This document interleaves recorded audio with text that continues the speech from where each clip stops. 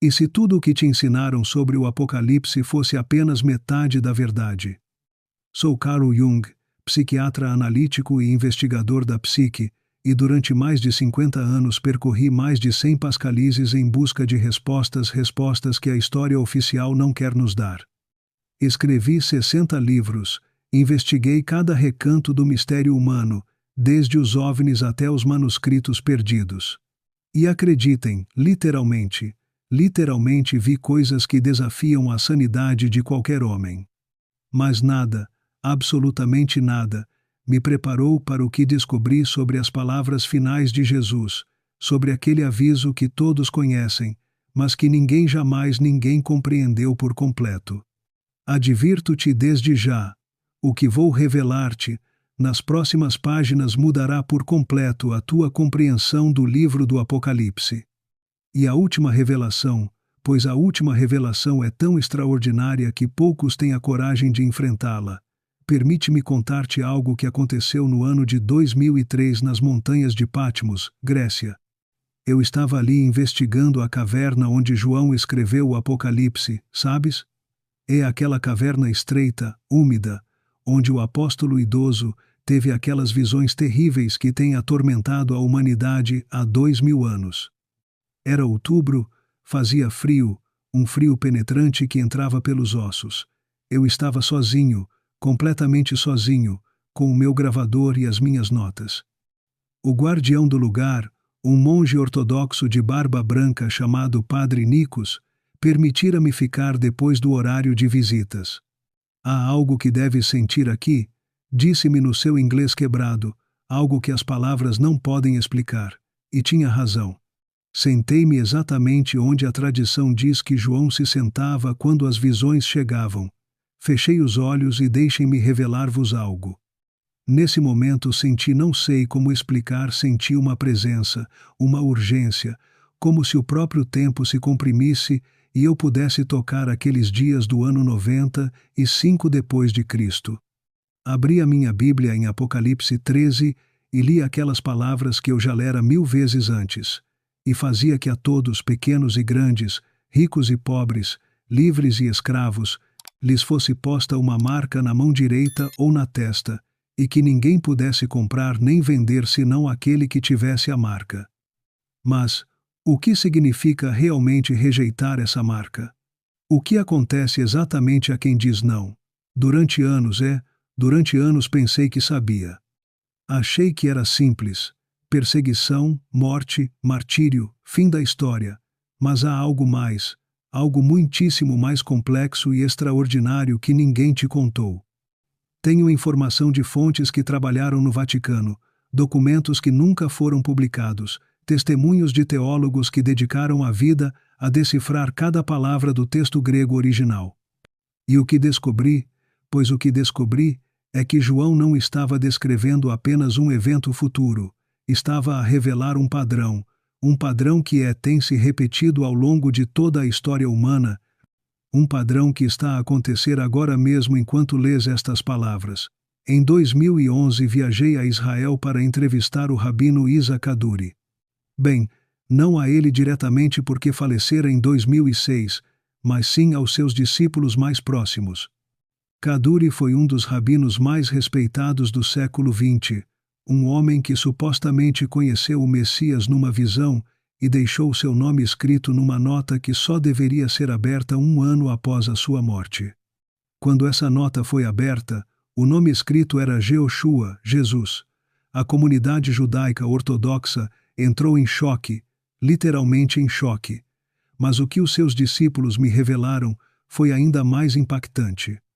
Um deles, um homem de uns 70 anos chamado Shlomo, levou-me à parte depois da entrevista formal. Caminhamos pelas ruas estreitas do bairro Bujarã, em Jerusalém, e disse-me algo que nunca esquecerei. O rabino Kaduri viu 7 sinais antes do fim. 7 sinais que indicariam que o aviso final estava a chegar, e 5 desses sinais já se cumpriram. 5 de 7. Quais são esses sinais? E o que acontece quando o 7º se cumpre? Mas aqui está o extraordinário, o que ninguém te diz. Rejeitar a marca não é apenas um ato de rebeldia religiosa. É literalmente a decisão mais importante que um ser humano pode tomar em toda a sua existência.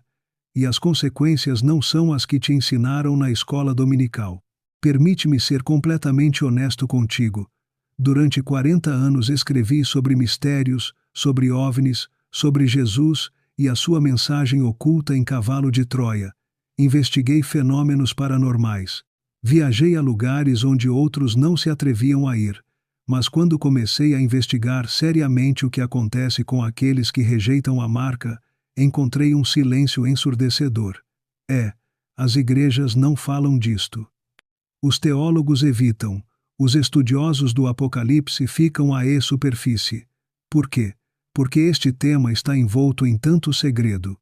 Em 2015 conheci em Roma um antigo membro da Congregação para a Doutrina da Fé, o departamento do Vaticano que em outros tempos foi a Inquisição. Esse homem, chamemos-lhe Marco porque me pediu anonimato, revelou-me algo inquietante. Jung, disse-me enquanto tomávamos café numa trattoria perto do Trastevere. Há arquivos que nunca foram publicados onde se documentam casos ao longo da história de pessoas que rejeitaram, o que chamavam de marca do sistema, e o que lhes aconteceu não foi o que esperavam. O que queres dizer? Perguntei. Alguns morreram como mártires, sim, mas pois outros experimentaram algo diferente, algo que a igreja não sabe como explicar. Essa conversa obcecou-me durante meses.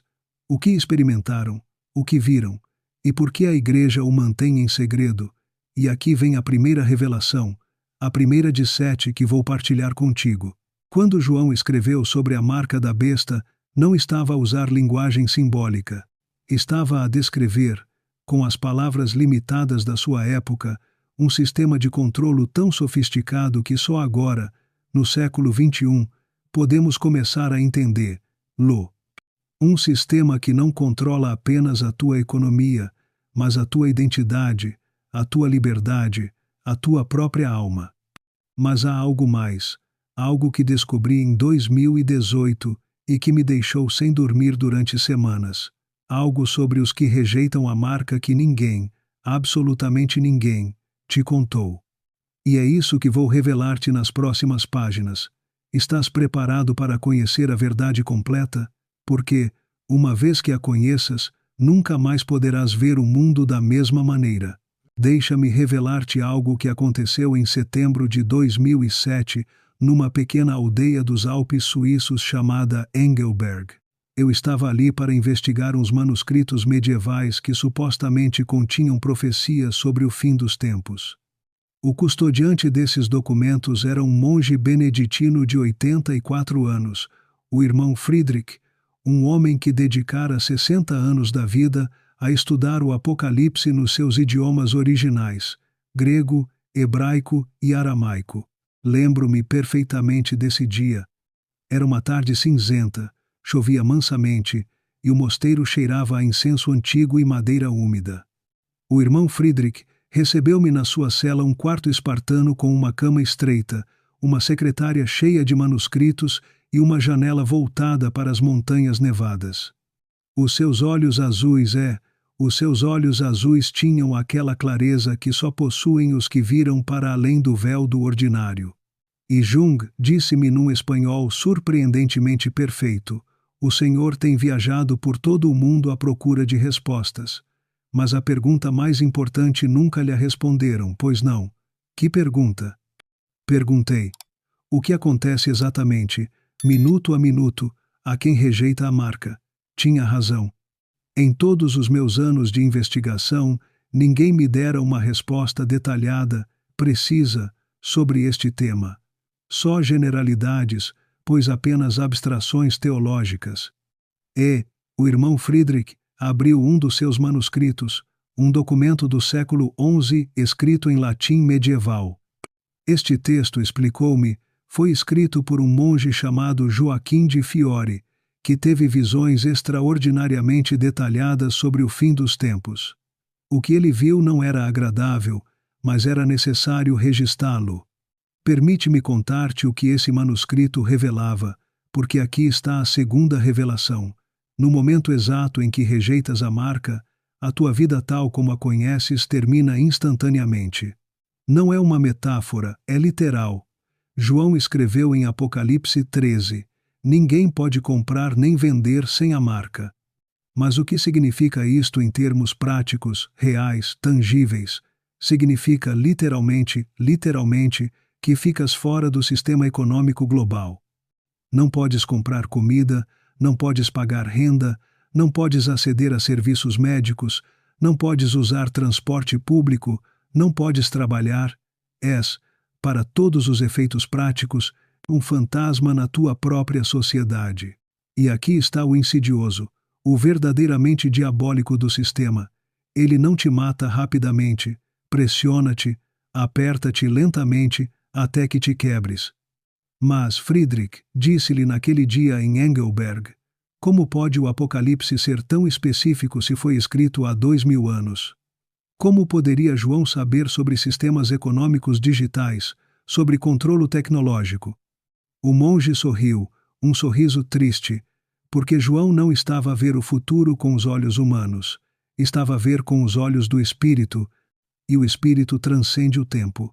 Em 2013 tive outra experiência que confirmaria isto. Eu estava em Pequim, China, investigando o sistema de crédito social que o governo chinês estava a implementar. Para quem não o conhece, é um sistema que monitora cada aspecto da tua vida, o que compras, aonde vais, com quem falas, o que opinas nas redes sociais e, dependendo da tua pontuação, podes aceder ou não a certos serviços, comprar bilhetes de avião, inscrever os teus filhos em boas escolas, conseguir empréstimos bancários. Conheci ali uma mulher, chamemo-la Lin, uma ativista que fora castigada por criticar o governo. A sua pontuação de crédito social era tão baixa que não podia comprar bilhetes de comboio, não podia reservar hotéis. Os seus filhos foram rejeitados das melhores escolas. É como se eu não existisse, disse-me, com lágrimas nos olhos. Estou aqui, mas não estou. Sou invisível para o sistema. Casualidade? Durante anos pensei que sim, mas ali está o padrão vez, o padrão que João viu há 2000 anos, um sistema de controlo total, onde a tua obediência determina a tua sobrevivência. Mas há algo mais, algo que o irmão Friedrich me revelou naquele dia na Suíça e que me deixou gelado. Jung, rejeitar a marca não só te exclui economicamente, torna-te um alvo, uma presa. A terceira revelação é esta: uma vez que rejeitas a marca, o sistema não apenas te exclui passivamente, ele caça-te ativamente. E aqui está a genialidade maligna do sistema. Usa tecnologia e usa pessoas. Apocalipse 13 fala da besta que faz com que todos recebam a marca. Mas Mateus 24:10 acrescenta outro detalhe arrepiante. Muitos se escandalizarão então, e trair-se-ão uns aos outros, e aborrecer-se-ão uns aos outros. Permite-me explicar como isto funciona. No mundo em que todos têm a marca, qualquer um sem ela destaca-se imediatamente. Imagina cada espaço público equipado com scanners, câmaras de reconhecimento facial, sensores biométricos. No momento em que entras em qualquer lugar monitorizado, que é basicamente em todo o lado, o sistema sabe que não tens a marca e denuncia-te. Mas não é só tecnologia, são pessoas. Os teus vizinhos denunciam-te porque há recompensas por entregar resistores, incentivos financeiros, melhores rações, melhorias no crédito social. A sociedade condiciona-se para te ver não como um mártir da fé, mas como um criminoso perigoso que merece castigo. Em 2016 entrevistei na Alemanha uma anciã de 92 anos chamada Greta, que sobrevivera ao regime nazi. Contou-me como a própria irmã a denunciou à Gestapo por esconder uma família judia em 1943. O pior, disse-me com a voz quebrada, não foi prenderem-me, foi ver a minha irmã sorrir quando me levavam. Ela genuinamente acreditava que estava a fazer o correto. O sistema convencera de que eu era o inimigo. Vês o padrão? Vês como a história se repete? E aqui vem algo que pouquíssimos entendem. Antes de começarem as prisões em massa e as execuções, o sistema precisa de preparar psicologicamente a população. A linguagem muda. Os resistores já não são pessoas, são ameaças, elementos, problemas a resolver. A sociedade condiciona-se para vê-los não como seres humanos com convicções, mas como obstáculos ao bem comum. Tenho informação de fontes que trabalharam em departamentos de propaganda governamentais em vários países. Explicaram-me como se constrói esse tipo de narrativa. Primeiro desumanizas, depois criminalizas, finalmente eliminas e a população aplaude porque crê que se está a proteger. Mas há algo mais, algo que descobri numa viagem à Jordânia em 2017. Pois eu estava em Petra, Jordânia, em março de 2017. Fora ali porque alguns estudiosos creem que Petra é um dos lugares onde os crentes se esconderão durante a tribulação. É uma cidade talhada na pedra, oculta entre montanhas, quase inacessível, exceto por um desfiladeiro estreito. Enquanto caminhava por aquelas ruas antigas, talhadas pelos nabateus há mais de 2000 anos, pensava nas palavras de Jesus em Mateus 24. Então, os que estiverem na Judéia, fujam para os montes. Conheci ali um arqueólogo israelita chamado Abraão, um homem de uns 60 anos com barba grisalha e olhos que pareciam ver através do tempo. Sentámo-nos numa gruta fresca, protegidos do sol abrasador do deserto, e contou-me algo extraordinário. Jung, disse-me, enquanto bebíamos chá doce, há algo que os cristãos não entendem sobre o Apocalipse. Não é apenas um livro de terror, é também um livro de instruções. João não estava apenas a descrever o que vai acontecer, estava a dar indicações precisas de como sobreviver. O que queres dizer? Perguntei. Quando Jesus diz, fujam para os montes, está a dar uma ordem militar, um plano de evacuação.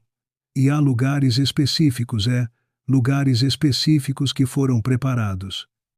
A quarta revelação é esta: nem todos os que rejeitam a marca serão imediatamente presos e executados. Alguns escaparão, alguns se esconderão e alguns sobreviverão durante meses, talvez anos, em lugares ocultos. E para eles, a vida torna-se algo completamente diferente. Permite-me contar-te o que descobri sobre esses lugares. Em 2014 viajei às montanhas da Armênia, a um mosteiro do século IV chamado Tatev. Para chegar lá, é preciso tomar o teleférico mais longo do mundo, que atravessa um desfiladeiro profundo. O lugar é praticamente inacessível por terra. Os monges que ali vivem mostraram-me grutas naturais nas montanhas circundantes, grutas enormes onde poderiam refugiar-se centenas de pessoas. Durante séculos, explicou-me o abade, um homem chamado Padre Rovanes, estas grutas têm sido refúgio. Quando chegavam invasões, quando vinham perseguições, o povo fugia para aqui e o lugar sustentava-os. Casualidade? Não. Não creio. Há demasiados lugares assim no mundo, refúgios naturais que parecem desenhados especificamente para este propósito. Mas aqui está o extraordinário, o que poucos entendem. Quando o sistema da marca se torna obrigatório e a perseguição começa, haverá caos, confusão. O sistema, por mais sofisticado que seja, não poderá capturar todos imediatamente. Algumas pessoas verão a tempestade aproximar-se e fugirão antes de começarem as prisões.